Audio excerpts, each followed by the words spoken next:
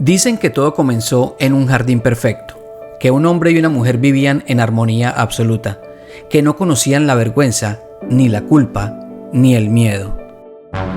Dicen también que bastó una fruta, un acto de desobediencia, un simple gesto para convertir a toda la humanidad en culpable. Desde entonces nos repiten la misma historia, que nacemos manchados, que el error es nuestra herencia, que hay algo defectuoso en lo que somos, algo que debemos purgar, pagar y redimir.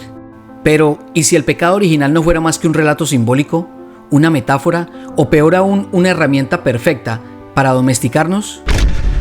Hoy quiero invitarte a cuestionar esa historia, a mirar de frente el mito que definió nuestra idea del bien y del mal y a preguntarte a quién le sirve que creas que naciste pecador y condenado. Se dice también que en el centro del Edén habían dos árboles, el árbol de la vida y el árbol del conocimiento del bien y del mal. Se nos enseñó que comer de ese fruto sería una traición imperdonable, que querer saber, querer comprender, sería una verdadera transgresión. Pero si lo piensas con calma, ¿no resulta paradójico que el conocimiento, o sea, la capacidad de discernir, fuera justamente lo que se castigaría? Me pregunto entonces, ¿qué clase de creador necesita criaturas obedientes pero ciegas? ¿Qué autoridad teme tanto a que los humanos sepan qué hace del saber el origen de su condena? Desde la filosofía, este relato encierra algo más profundo. Es la metáfora de nuestra capacidad de elegir, de cuestionar, de hacernos responsables. Spinoza explicó que el bien y el mal no son absolutos, sino relativos a nuestra naturaleza y nuestra comprensión, que no hay un pecado inherente en conocer, sino en permanecer ignorantes de las causas que nos mueven.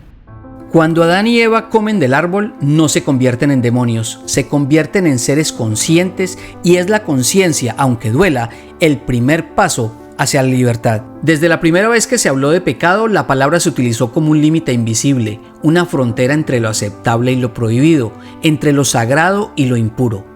Pero etimológicamente el pecado no siempre significó lo mismo. En latín peccatum se refería simplemente a un error, una falta, no a una maldad intrínseca. Fue la evolución religiosa y política la que transformó esa noción.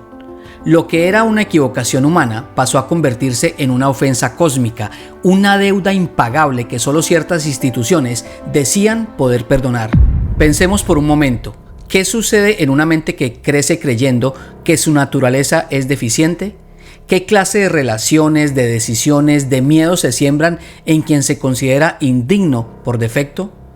El concepto de pecado original instaló una idea peligrosa, la que no podemos confiar en nosotros mismos, que estamos sucios antes de haber vivido, que la culpa es la base de la existencia, y cuando creemos eso es mucho más fácil que renunciemos a un criterio, a una autonomía, a nuestra capacidad de decidir qué es bueno y qué no.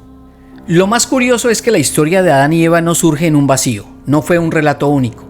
Mucho antes de la Biblia, civilizaciones antiguas contaron historias parecidas. En Mesopotamia, por ejemplo, el mito de Enki y Ninhursag hablaba de un paraíso con un árbol de la vida y de un hombre creado del polvo que desafió una norma divina.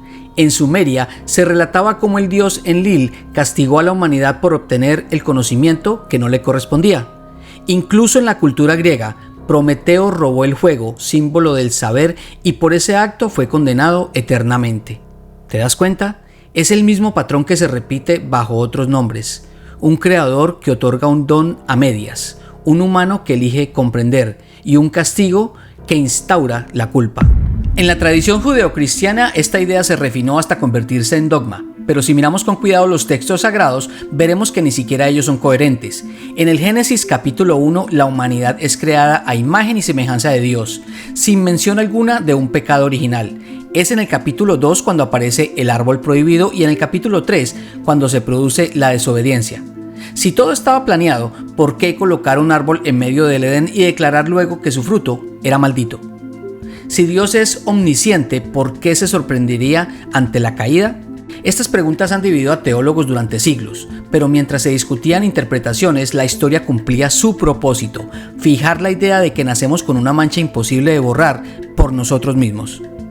Y así el pecado se transformó en la base de un sistema de poder, porque un ser humano convencido de su propia indignidad es un ser humano muy fácil de controlar.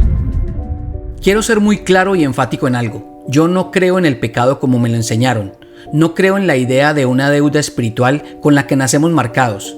Ni creo que exista un tribunal invisible dictando sentencia sobre cada pensamiento. Para mí esa visión nos infantiliza. Nos convierte en criaturas permanentemente temerosas, pendientes de la aprobación o el castigo de una autoridad que muchas veces otros dicen representar. Personalmente creo en algo más simple y más humano. Creo en el error, porque todos nos equivocamos. Todos hemos herido, traicionado, mentido, fallado, y eso no nos convierte en monstruos. Simplemente nos recuerda que estamos aprendiendo. Pero reconocer un error no es lo mismo que declararse pecador. La culpa estéril, la vergüenza perpetua, el miedo a no ser nunca digno, no son caminos hacia una transformación, son cadenas. Yo prefiero elegir otra vía, una vía donde asumir lo que hice no es un acto de sumisión, sino de honestidad. Donde el arrepentimiento no es recitar palabras vacías, sino mirar de frente lo que causé, entenderlo y reparar cuando sea posible. Una vía donde la conciencia pese más que un ritual. Donde no necesito que alguien me absuelva, porque sé que la responsabilidad y la posibilidad del cambio está en mí. Por eso cuando escucho la palabra pecado, pienso en un mito poderoso, sí, pero también en una oportunidad, la de dejar de temerle a nuestra humanidad. El origen de este canal. En el primer video les conté algo, que hace tiempo descendí a lo más profundo de mi oscuridad, lo que otros llaman infierno. Y allí no encontré demonios con cuernos ni fuego eterno, sino algo más inquietante, mis miedos, mis vergüenzas, mis errores sin reconocer. Durante mucho tiempo creí que eso me definía, que estaba condenado a cargar con esa culpa como si fuera mi naturaleza. Pero con los años, o con el tiempo, descubrí que cambié mi manera de mirar todo esto. La oscuridad no era un castigo, era una parte de mí que esperaba ser comprendida. Y que en ese encuentro honesto, sin excusas, empezaba a nacer una forma distinta de ser, una forma que no cabe en etiquetas, ni doctrinas, ni en absoluciones impuestas, una forma que se transforma cada día, una forma que ya no teme. Por eso si hoy me preguntas ¿qué soy? La respuesta es simple, soy alguien que eligió dejar de huir de su propia sombra. Y si me quieres apoyar en este proyecto, dale like a este video. Es un gesto pequeño que hace posible que esta conversación siga creciendo, porque cada vez nos atrevemos a cuestionar. Cada vez elegimos mirar con honestidad. Cada vez decidimos reconocer nuestro error sin disfrazarlo. Nos vamos alejando de la forma que otros esperaban que tuviéramos. Nos vamos transformando. Y por todo esto, por cada día que pasa, por cada reflexión que nace, cada sombra que se ilumina, me siento, y posiblemente tú también, un poco más amorfo.